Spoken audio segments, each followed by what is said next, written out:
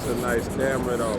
Point out the camera real quick. Because your work, that's how your work really lives on. I think it's really important for us as photographers to really know our history. It's Brooklyn, that's it.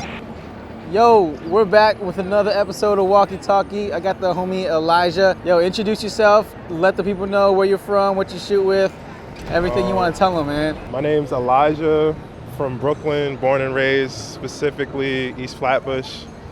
24, about to be 25 soon. Shooting today with a Nikon F2A with a 28 F2. I don't usually shoot 28 on a Nikon, but my Leica's broken. It's in Germany right now, and this is what I'm dealing with. So I'm just gonna thug it. And I actually, if you check out my page, I just shot my new zine exclusively on my Nikon. You get more bang with your buck with the 28, but right now I want to possibly get into 35 because it can be very environmental if you don't really get up in there. I get close, but a lot of people don't have what it takes to get in someone's face. But I used to be that timid guy, but like after a while I'm like, I'm not gonna die. I've been in tough situations. You can't get arrested for street photography. You can get yelled at. You'll live.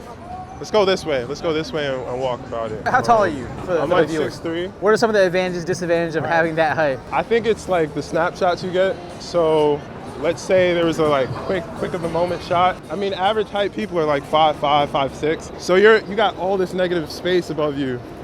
And there's a lot of shots. If you look through like a context sheet of mine, you'll see like all this space. When you're short, you're there in the action. But me, I'm learning like, yo, just tilt your camera a bit down. Like another advantage is that you get to see over people, so you can see what's coming. Yeah, like you're like a truck driver in You're traffic. like a hawk. You can see like you got a good vantage point of everything, and occasionally you'll have to like kneel. But then when you're a big dude moving down, it's obvious. Like when you have to get down, it's people like tend to look at the camera a lot. I think you just saw like when I kneeled. Yeah. That's when I made it obvious with that woman. Yeah. I mean, I surprised myself. Like I was able to not be seen being this big and obvious, because I think I'm New York City's most obvious street photographer. I think, because it's just, you're gonna see me. Yeah. That's the thing. And I used to shoot digital for like maybe a month or two with the Fuji X Pro 3, but then it just wasn't my style. I was blasting off like crazy. How long ago was that? This was 2020. Okay. I think around August. I think that's when I met you. I met you in 2020. I was on the bike. Yeah. And you handed me this guy, he handed me 3 rolls of film, Portrait, it was Lomography and Portrait 800, and I shot it, and the rest is history. Yeah. I remember. I don't know why I switched. I started off with color. Uh-huh. It was really expensive to just hand it off, but then when I started, I got my Epson, and then I was doing it in my room, just developing, putting up to dry, scanning, getting programs using Lightroom. That's where it started. And I saved a lot more money. So you essentially started shooting black and white because of the economic change, reasons, actually I didn't. There was this video, I think it was the Leica Historical Society, and there was this photographer, he said, you have to shoot black and white to see the soul. And ever since then I just took it like, yo, I have to see what's the skeletal structure of me as a photographer, like what do I focus in on? Because you get all that color, but you want to get down to the content and the form of what you got right there. I still get that little fear sometimes to just snap off, but I fight past it. I'm down to conversate with somebody. Yeah. Listen to that.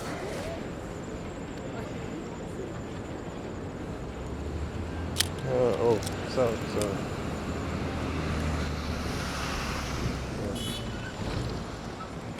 So you're working on your Coney work, right? Yeah, I don't know. I've never made a zine before. You just made, was that your first one? Yeah, my first one. I think that was, Ready for the Road. That was my first zine, first ever physical piece of work. That's the one you're selling now, right? Yeah, that's the one I'm selling right now. It's on my website. Yeah. You wanna get it. So I'm like half Grenadian by culture. My mom's from there. I first went 2021. I think this year, 2022, I went to Juve, which was like the sort of a celebration, like Grenadian Halloween, where you can just dress up in all black. I made work there, which was like crazy. It was so wild. Like I got people like grabbing onto me, slapping me. Like everyone's drunk. Everyone's drunk. It's hot. But in like a good way, where they like it was a good way. Like no one was gonna fight. It was me. like there was a good energy, right? Good energy. The road. Imagine trying to shoot and the road's slippery and you're almost slipping. You can't even run. So I just came through that. I shot about maybe 8 rolls. Those 3 hours, like all night. I didn't go to sleep that whole night before then, and it was like early in the morning. I made that work, and immediately I told myself, this is too good for just 10 posts on the gram. Like your work is a lot bigger than just the 10 slots they give you. So immediately I was like, yo, I have something. There's a narrative here that I have to like, I really want to show it in a physical form, because your work, that's how your work really lives on, and you digest the work a little bit differently. How often do you shoot in like Bed-Stuy? Being from Brooklyn, I know not to like stand on the corner for too long because shit pops off. So I've already been trained not to like just be on the corner or be out late. Sometimes I can interact with people, shoot with people. I'll be in Bed-Stuy sometimes, but not too much. Hey, what's up? They don't know me. I gotta say something a little bit more crazy, but I'm not gonna be on that today. That's what I usually do. I'll just talk to somebody, get a reaction. Sorry, and it makes an interesting photo. Like just the way someone would look at you, like, yo, what? You'll see something. Is there a reason you choose to shoot Tri-X over HP5? I think that's the first black and white I was exposed to, and I've shot HP5, and there's something different. I don't know what, like I know what I like visually, but I can't really put my.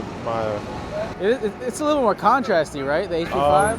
I mean, it's as contrasty as how you edit it. Oh, at the end of the day, and like it's also like how you develop it. But I'll say HP5 gets a little bit more contrasty than Tri-X, depending on how you agitate it. If you're like gentle with it, I'm still learning that. I'm always learning as a photographer. So I got the negative, and I'm still reading that, and I'm in the darkroom. I was gonna say you're in the darkroom all the time, yeah. right? How often are you in the darkroom? So I was there heavy end of 2021, September to March, and then after I took a break, I just focused on shooting, and now I'm printing again. I'll probably print maybe 2 days a week. Like, how long are the sessions in terms of like hours per day? So, thing is, I'm working with fiber, so it's a lot more tedious of a session.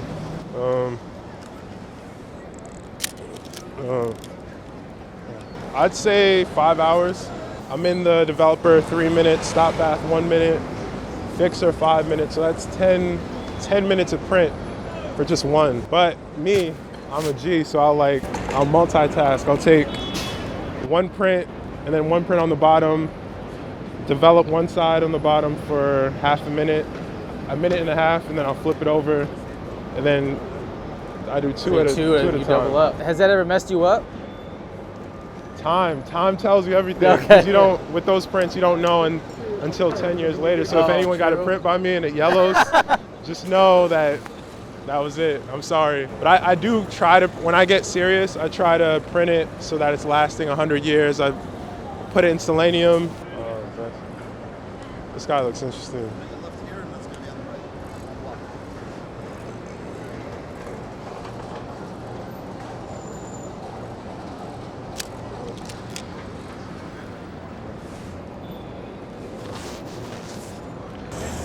Yo, I can't stand this camera. Keep it real. Yeah. I need my Leica back, but I'm making it happen. Actually, I think I got my Rolleiflex on me. Oh shit! And with the trigger, it's shaped like a gun, so I don't. I'll be good. I'll be good. Oh wow, dang! You got a whole freaking like time crisis freaking setup. It kind of looks like a video camera. Yeah. You know? Whoa. Yeah.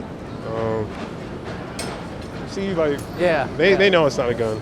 I think this is a lot more easier than my Nikon, which is crazy. It's just focus, snap. It's like a two-handed thing. In the Nikon, you're trying to balance the weight, and I got it balanced, so I just put it around my wrist.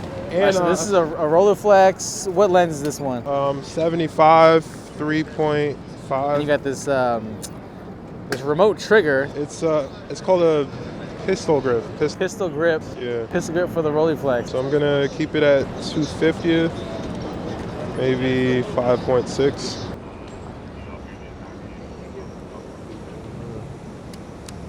So it's about to be a rolly video. This guy. Yeah. So yeah. Let me get another one. That's a nice camera though. Point out the camera real quick. Like that. Oh, wait. Got it. Shit, I didn't rewind it. All right, perfect. Peace. Hey. All right. See. So what got you into photography? Like how'd you get started? Boom. This was May 31st, 2019. I'm walking through Brooklyn Bridge, Brooklyn Heights. I'm on the street. I see a table. There's Legos. Somebody's just getting rid of some stuff, and I see this leather pouch, and inside of it is a Polaroid SX70. Go crazy on Google. Next day, I'm at the Color House buying film. And I start shooting. It's $20 for like 8 shots on a Polaroid, and I thought I was gonna be that guy, but then my pockets would have been gone by then. I'm going on YouTube. They're telling me ask somebody older, grandfather or aunt or uncle, if they have a film camera. Ask my aunt. She gives me a Yashica Electro 35T. I start shooting with that. Spending all this money, I bombed those photos, and then I move on to, I get the Canon A1 because I find out I'm about to go to Ghana with this group. I think that was the start of me getting into like documentary mode of just documenting being on the street. So I buy a ton of film, maybe like 24, I think around 24 rolls. I'm away for 12 days, I'm just shooting. And I still, those street situations I get in here, I had there, like the first moment I land, I'm snapping through the car and people are banging like, yo, don't do that here. So that gave me a lesson, like you gotta really interact with people at times, even though I'm on my street shit. But you gotta interact with people, talk, gain trust, connect with people.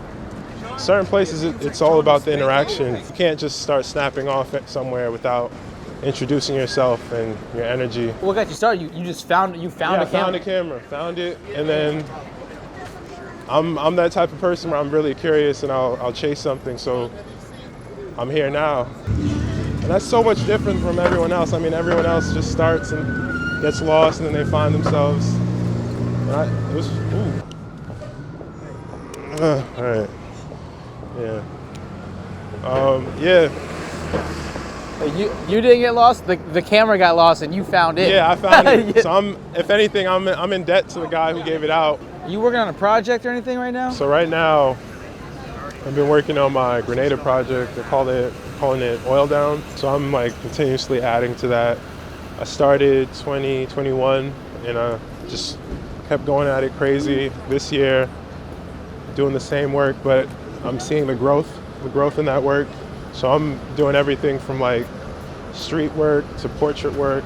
I mean, I initially started it because my mom's from there and I felt like some distance. You're away from home, you like lose who you are, where you come from and everything. I wanted to get back into that and it was really spontaneous. So this year, I want to get like a good 360 view on Grenada, my family life, street life, everyday life, and it's going to be a lot. There's so many different parts I'm covering. I'm going to say it's a long-term project, nothing really quick and snappy. Some things you got to think through. This is that project. And I'm also trying to go to Nigeria, so I'm going to work on that and try to head out there. But another thing is it's really dangerous out there. It's more dangerous in Nigeria? Yeah, it's more dangerous. Like you got the SARS situation, you got people getting kidnapped and held for ransom. There's plenty of places I'm afraid to be at, and I think that's one of the places. But I'm gonna go anyway, you only live once, so just do it. You're part Grenadian part? Yeah, I'm half Grenadian and half Nigerian. Yeah, there's a big clash, and like I think I mean, when you travel a lot, you see a lot of connections with cultures. Like I think I went to, when I immediately 2021 from Grenada, 3 weeks later I go to Paris for 10 days. And Paris, France colonized Grenada back in the day. So there's so many similarities with the architecture and stuff like that. So Is that why you went to Paris? nah, I was just on one. I was on one. I was like, yo, I gotta go here. And I think it's really important for us as photographers to really know our history. What's up? To know the history of things so we can get a deeper understanding of it. So if you don't, it's hard to really understand things when you don't really know anything. So you gotta be reading something, doing research, watching documentaries, lectures. How often do you go to other boroughs to shoot, like Queens or the Bronx, Staten Island? So I'm from Brooklyn. We don't go to Bronx unless it's a Yankees game. Okay. That's how it is for me. I hardly go to the Bronx, but I've been there to shoot 2 years ago, and it was a good time. I'll do it again, but being from Brooklyn, I know people from the Bronx, so I don't want to offend them, but I hardly go to the Bronx. I love going to Harlem. That's one place I'll go. Staten Island, I don't go there. I hardly go to Queens. It's Brooklyn, that's it. I'm mad ashy right now, just excuse that. That's one thing that Darkroom has taught me, to really be intentional, because if you wouldn't want to see it blown up 30 by 40, why shoot it? Why pay attention to it? Because it's like, there's so much work into developing for like 20 minutes and then printing. And if you don't like the work, that's already a conversation you have with yourself as a photographer. So I think I heard Ming Smith say, if you have to have vision for your work and imagine it big in a museum or a gallery wall. And if you don't align with it, then it's not worth it. So that's how I pretty much think about the work that I'm making. If I wouldn't want to blow it up and print it, then it wasn't worth anything. But is that something you think about, like right when you're about to take the photo, or like? Nah, I just go with what I'm feeling, and then I go with what's interesting, what piques my curiosity. Like, why is this guy doing that while he's doing that? So I just move off curiosity, and then I have that conversation with myself when I'm looking at it. You got a long-term photography goal? Last 40 years. If I can, I'm 24 now. If I can make it to 60, still being a photographer, no one's gonna be as consistent at 60 or as nice. But if I can still be making work in some capacity, that's my long-term goal, to still be working as one. Trying to start now, create as much work. The goal isn't necessarily like an outcome or a result. It's like the goal is to keep working, which I think is kind of valuable. And I think the one good thing that keeps me going is at least if I can make 3 good photos a year that I'm just like crazy about, then I'm still going.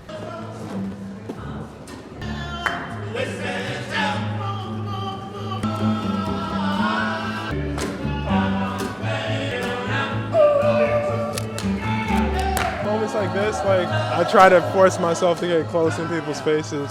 For me, at least, like if I'm too far out, it's boring. Here's like the wedding spot. Everybody comes here. Yep. Actually, one of my favorite photos is by Gary Winogrand, actually at this exact spot. It was in the Man in the Crowd, it was in that book. Actually here, there used to be doors. This wasn't open. It used to be its own separate spot. But there's like, I think 2 women, and so he must have been like camping right here and just pouncing on people. Here's a great spot. All right, it was nice shooting. You guys can check out my work at Elijah Mogoli, ElijahMogoli, and my website, ElijahCMogoli.com. All right, man, appreciate it. Peace. Now when they see us in the streets, all they wanna do is take pics, and I'm like, okay.